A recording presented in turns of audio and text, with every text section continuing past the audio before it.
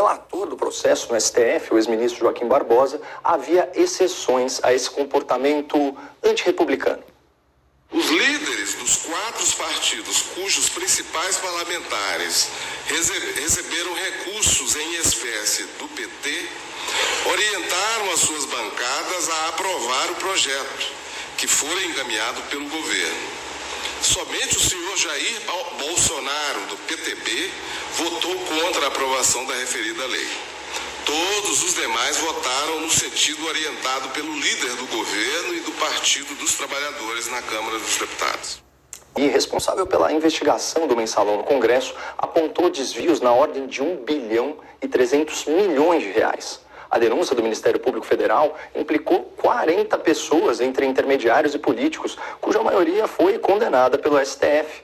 À época, afirmou-se que a justiça havia chegado para os 40 ladrões, mas não para o Alibaba. De fato, foi só em razão do escândalo seguinte, o Petrolão, que Lula respondeu, ainda que brevemente, pelos crimes que cometeu, de acordo com os tribunais de segunda e terceira instâncias. Já os crimes de Marcos Valério no mensalão não passaram impunes. Ele foi condenado pelo STF a mais de 37 anos de prisão por corrupção ativa, peculato, evasão de divisas e lavagem de dinheiro. Claro que, depois do cumprimento de apenas 1/6 da sua pena, foi autorizado pelo ministro Luiz Roberto Barroso a progredir para o regime semiaberto. Mas um pouco antes disso, em 2018, Marcos Valério prestou depoimento sigiloso à Polícia Federal no âmbito de uma delação homologada pelo então decano do Supremo, o ex-ministro Celso de Mello. Os vídeos desse testemunho, trazidos a público pela Veja, são reveladores. Neles, Valério relata o envolvimento do PT com o PCC e detalha os bastidores aí de grandes esquemas de corrupção do partido quadrilha liderado por Lula. Não é de hoje que PT e PCC aparecem juntos no noticiário policial. Em 2019, primeiro ano do governo Bolsonaro, lideranças do primeiro comando da capital já reclamavam da mudança de postura e da falta de diálogo com a nova administração federal.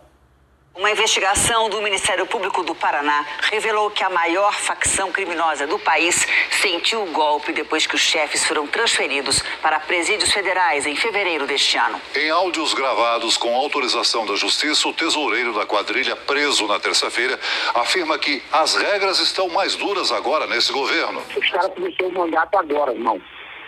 Agora que eles começaram o mandato. Já mexendo diretamente com a cúpula, irmão. Que tem na linha de frente. Então, se os caras já começaram mexendo em quem está na linha de frente, os caras já entrou falando que com nós já não tem diálogo não, mano. Se você estava tendo diálogo com outros que estavam na frente, com nós já não vai ter diálogo não. Ele já começou a atrasar a implementação do PT. Então você vê que o PT com nós tinha diálogo. O PT tinha um diálogo com nós cabuloso, mano. Mas, de acordo com o depoimento de Marcos Valério, à Polícia Federal, parece que essa interlocução privilegiada entre o PT e o PCC extrapolava e muito o tal diálogo cabuloso. No dinheiro dos bingos, os bingos estariam lavando dinheiro do crime organizado e financiando campanhas de candidatos a vereadores do PT e de deputados do PT em dinheiro vivo. Tá? E crime organizado esse PCC. Não acabou não.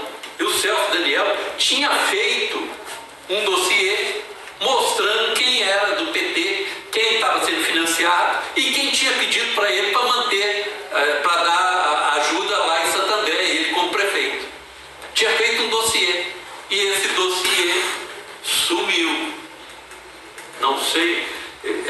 Isso eu ouvi de gente do PT.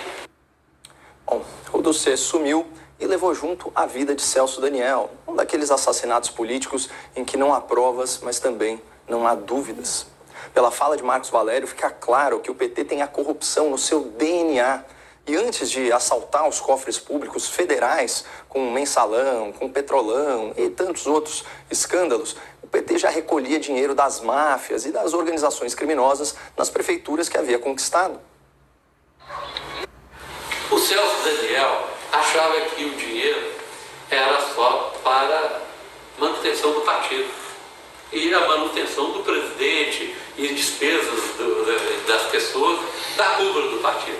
Mas o dinheiro já tinha virado uma farra. Já estava financiando o vereador de fulano de tal, que o crime organizado tinha interesse, estava financiando o deputado fulano de tal, que o crime organizado tinha interesse. Era isso. De acordo com esse depoimento de Marcos Valério, havia dois tipos de petista. Aqueles que admitiam a corrupção para financiar o partido e a sua cúpula, e aqueles que abraçavam a corrupção também para ganhos pessoais. Considerando que Lula foi processado e condenado por receber vantagens indevidas, como um sítio e um triplex à sua disposição, fica claro o tipo de petista que ele é. Cumpre ressaltar que essa... Agora, a Operação Lava Jato, em depoimento ao juiz Sérgio Moro, o ex-diretor da Petrobras, Renato Duque, afirmou que Lula sabia do esquema de corrupção na estatal. E que num encontro particular com ele, após o início da Operação Lava Jato, o ex-presidente deu ordens para encerrar contas no exterior. O depoimento durou pouco mais de 1 hora. Renato Duque afirmou ao juiz Sérgio Moro que a propina arrecadada na diretoria de serviços da Petrobras era repassada ao PT. Não, todos sabiam. Todos quem? Todos do partido, desde o presidente do partido, tesoureiro, secretário, deputados, senadores, todos sabiam que isso ocorria. Isso foi desde o seu ingresso, desde o início do seu... Desde que o senhor assumiu esse cargo, já havia essa situação? Já havia essa situação. Dentre eles, Luiz Inácio Lula da Silva. O ex-diretor da Petrobras revelou que criou uma relação de intimidade com boa parte da cúpula do partido. O presidente Lula, ele era conhecido como chefe, era chamado como chefe, grande chefe, Nine, ou esse movimento com a mão. Renato Duque comandou a diretoria de serviços da Petrobras entre 2003 e 2012. Ele está preso pela Lava Jato há mais de 2 anos. Em todo esse período, sempre preferiu o silêncio nos depoimentos. Mudou de ideia na semana passada, quando pediu uma nova chance para se explicar. Eu queria deixar claro, que eu cometi ilegalidades. Quero pagar pelas ilegalidades, mas eu quero pagar pelas ilegalidades que eu cometi. Se for fazer essa situação que a gente vive, for fazer uma comparação com o teatro, eu sou um ator, tenho um destaque, um papel de destaque nessa peça, mas eu não fui e não sou nem o diretor, nem o protagonista dessa história. Duque deu detalhes de como era a divisão de propinas destinadas ao PT e outros partidos. Na verdade, o Paulo Roberto cuidava da área do PP, Partido Progressista. A área do PT, eu que cuidava. Segundo ele, na construção de estaleiros, por exemplo, 1% do valor do contrato era desviado entre funcionários da Petrobras e políticos. 2/3 do partido político, Vacari me informou que iriam para o Partido dos Trabalhadores, para José Disseu e para Lula. Sendo que a parte do Lula seria gerenciada por Palocci. O Vacari ele foi apresentado como um homem do presidente Lula que iria cuidar dos interesses junto à Petrobras, das empresas que atuavam junto à Petrobras. Interesse do presidente Lula. O ex-diretor admitiu que usava 3 contas no exterior para receber e que, em certo momento, já nem sabia mais quanto dinheiro tinha. Principalmente quando atingiu um determinado valor, aquilo para mim era mais do que suficiente.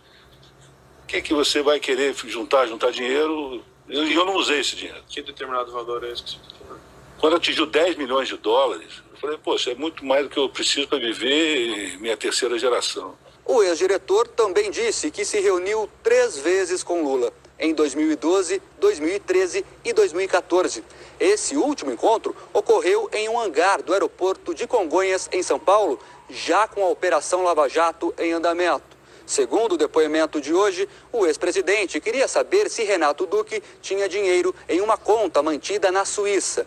Os recursos teriam vindo de uma empresa holandesa que presta serviço para a indústria petrolífera. Ele me pergunta se eu tinha uma conta na Suíça com recebimentos da empresa SBM, dizendo que a então presidente Dilma tinha recebido a informação que um ex-diretor da Petrobras teria recebido dinheiro uma conta da Suíça, da SBM. Falei, não tenho dinheiro da SBM nenhum, nunca recebi dinheiro da SBM. Aí ele vira para mim e fala assim, olha, e das sondas, tem alguma coisa? Falei, e tinha, né? Eu falei, não, também não tem. Renato Duque conta que Lula foi direto. Presta atenção no que eu vou te dizer. Se tiver alguma coisa, não pode ter, entendeu? Não pode ter nada no teu nome, entendeu? Eu entendi. Mas o que eu ia fazer? Eu não tinha mais o que fazer. Aí ele foi, falou que ia conversar com a Dilma, que ela estava preocupada com esse assunto e queria tranquilizá-la. Segundo o ex-diretor, nada escapava aos olhos do ex-presidente. Ficou claro, muito claro para mim, que ele tinha pleno conhecimento de tudo e detinha o comando. O Instituto Lula disse que o depoimento do ex-diretor da Petrobras, Renato Duque, é mais uma tentativa de fabricar acusações contra o ex-presidente e que não foram apresentados fatos para provar as denúncias feitas contra Lula. A defesa de João Vacari disse que a afirmação de Renato Duque não é verdadeira. O PT e o PP não comentaram o depoimento. Senhor Palocci, o senhor está sendo acusado de um crime pelo Ministério Público Federal nesse processo. Na condição de acusado, o senhor tem o direito de permanecer em silêncio. Se o senhor fizer uso desse direito pela nossa lei, isso não lhe traz nenhum prejuízo. Mas também a oportunidade que o senhor tem de falar no processo. Tudo que o senhor falar vai ser considerado para fins do julgamento. O senhor prefere falar ou o senhor prefere ficar em silêncio, senhor Palocci? Eu prefiro falar, doutor.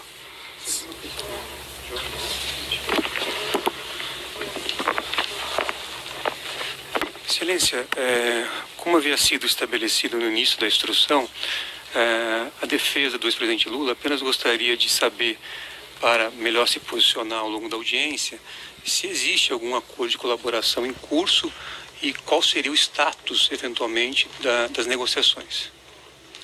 O Ministério Público pode esclarecer? Pois não. Nós não temos acordo de colaboração firmado com o réu aqui presente. Ele nos procurou, nós estamos conversando, mas nós não temos nada prometido, nem assegurado, nem garantido, nem ele nos trouxe elementos de prova que estão sendo utilizados em qualquer momento. Era o que eu poderia esclarecer. Tá certo. Então, repetindo, o senhor tem esse direito ao silêncio, certo? E a oportunidade que o senhor tem de falar no processo também, independentemente de acordo ou sem acordo, enfim. Senhor Palocci, eu vou fazer uma inquirição mais restrita aqui, objeto dessa acusação específica. Há uma referência na acusação de que a Odebrecht teria adquirido esse imóvel na rua Haberbeck Brandão, isso em 2010, para utilização pelo Instituto Lula. O senhor participou de alguma maneira desses fatos? Acredito que tenha tido uma participação relativamente próxima dos fatos, Excelência. E de fato eu queria dizer a princípio que a denúncia procede, os fatos narrados nela são verdadeiros. Eu diria apenas que os fatos narrados nessa denúncia dizem respeito a um capítulo de um livro um pouco maior, certo, do relacionamento da empresa em questão, da Odebrecht, com o governo do ex-presidente Lula e da ex-presidente Dilma, que foi uma relação bastante intensa, bastante movida a vantagens dirigidas à empresa, a propinas pagas pela Odebrecht para agentes públicos, em forma de doação de campanha, em forma de benefícios pessoais, em formas de Caixa 1, Caixa 2, e esse foi um episódio desse conjunto de práticas que envolveu esta empresa em relação ao governo do ex-presidente Lula e da ex-presidente Dilma. Sim. E eu tenho conhecimento que participei de boa parte desses entendimentos na qualidade de ministro da Fazenda do presidente Lula e de ministro da Casa Civil da presidente Dilma. O senhor falou, ou melhor, o senhor Marcelo Odebrecht declarou em depoimento que o senhor era um interlocutor do Grupo Odebrecht em relação a essas demandas financeiras da Presidência da República e do Partido dos Trabalhadores? Eu não era um interlocutor de demandas financeiras, era um interlocutor da empresa para o conjunto da relação da empresa com o governo, não só assuntos relativos a contribuições da empresa, mas a metas da empresa, desejos da empresa junto ao governo. A empresa Odebrecht é a maior das construtoras do país, ela atuava em praticamente todas as áreas mais importantes do governo. Então ela atuou desde o início do governo do presidente Lula. Eu os conhecia antes do governo, eu estive com eles desde 94, quando o presidente Lula os conheceu em algumas oportunidades. Esse conhecimento se deu com a minha presença e, portanto, eu me tornei amigo dos principais dirigentes da empresa, doutor Emílio Odebrecht, doutor Pedro Novis, doutor Marcelo Odebrecht, desde antes do governo do presidente Lula ter início. Então eu tratava de todo tipo de temas com eles, inclusive de temas ilícitos, inclusive. O senhor Marcelo Odebrecht, na verdade isso foi aprendido antes do senhor Marcelo Odebrecht apresentar, mas isso que foi discutido nesse processo e também no processo anterior, que é uma planilha informal do senhor Marcelo, de nome Produção Programa Especial Italiano, e que retrata aqui cerca de créditos de 200 milhões nessa planilha que teriam, vamos dizer, segundo o senhor Marcelo Bahia Odebrecht, seriam valores que eram administrados com o senhor. Isso procede, não procede? O senhor pode me esclarecer? O Marcelo não falou nenhuma mentira, doutor, mas as coisas, do meu ponto de vista, ocorreram de forma diferente. Se o senhor me permitir, eu gostaria de explicar como chegamos nisso. Perfeito. Se o senhor me permitir me estender alguns minutos, pode ser? Claro. Na verdade, durante o primeiro e segundo governo do presidente Lula, as relações da Odebrecht com o governo foram muito fluidas. Tanto na área de construção civil, como na área de infraestrutura, como na Petrobras. A Odebrecht tinha uma intensa atividade na Petrobras, muitos contratos sendo realizados na Petrobras, e o relacionamento da empresa junto ao governo foi intenso, e as discussões que nós tínhamos com a empresa eram intensas. Veja, numa empresa desse porte, nem sempre a atitude do governo é de concordar com tudo que a empresa faz. Muitas vezes nós precisamos conter a força da empresa num determinado assunto que o governo quer fazer de forma diferente. No outro ponto, favorecemos a empresa num determinado momento. Não é uma relação linear. Não é uma relação permanentemente pacífica. Às vezes ela tem momentos de dificuldade. Mas a Odebrecht, em particular, tinha uma relação fluida com o governo em todos os aspectos. Diria, partindo dos aspectos de realização de projetos, assim como participação em campanhas. Certo. As participações em campanhas se davam de todas as maneiras. A maior parte com Caixa 1. Mas o Caixa 1, muitas vezes, originário de atitudes e de contratos ilícitos. O senhor pode exemplificar, assim, contatos ilícitos que eventualmente geraram créditos? Há diversos. Os da Petrobras, quase todos geraram crédito. Mas o senhor tinha conhecimento disso? O senhor participava disso?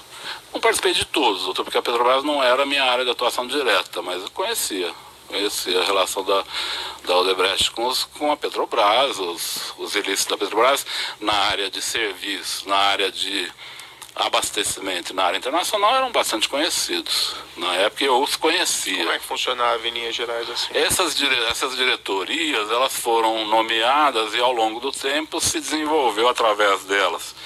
Na diretoria de serviços, o PT, na diretoria internacional, o PMDB, e na diretoria de abastecimento, o PP, se desenvolveu uma relação de intenso financiamento partidário de políticos, pessoas, empresas, né? Então esse foi um ilícito crescente na Petrobras, até porque as obras cresceram muito e com elas os ilícitos. Então eu sabia disso, eu acompanhei algumas coisas, mas não era a minha área.